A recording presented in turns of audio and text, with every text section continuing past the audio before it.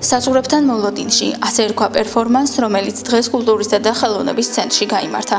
თეატრალიზებული წარმოდგენა წეროვანის და ბაზალეთის დევნილთა დასახლებებში მცხოვრები მოზარდების ცხოვრების, მათი მოგონებების, სიზმრების და ოცნებების ერთგვარი პროექცია იყო. დევნილ ბავშვებთან ერთად იყვნენ მოწვეული პროფესიონალი მსახიობები და მოცეკვავეები. ტურნე მთელ საქართველოს მოიცავს და მეექვსე წარმოდგენა ბორჯომში 26 მაისს დაემთხვა. პერფორმანსი ბორჯომის შემდეგ დასავლეთ საქართველოში გადაინაცვლებს.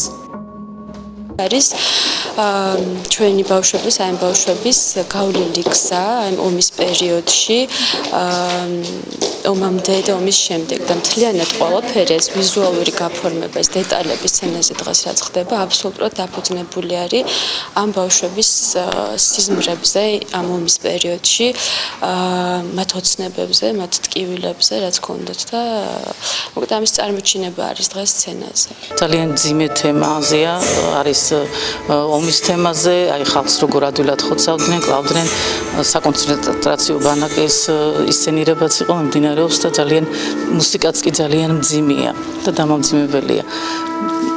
მინდა კიდევ ერთხელ მიულოცო ყველა ქართველს დღევანდელი დღე. გილოცავთ 26 მაისს, 26 მაისი არის სახელმწიფო დღესასწაული, 26 მაისი არის დამოუკიდებლობის დღესასწაული და მე მინდა მოგილოცოთ ეს დღე და მუდამ ყოველთვის საქართველოს იყოს ძლიერი, დამოუკიდებელი, გამთლიანებული და აღნიშნავ რომ რა თქმა უნდა მე სურვილი მაქვს რომ 9 მაისიც აღინიშნოს ზუსტად ისეთი მასშტაბით როგორც 26 მაისი.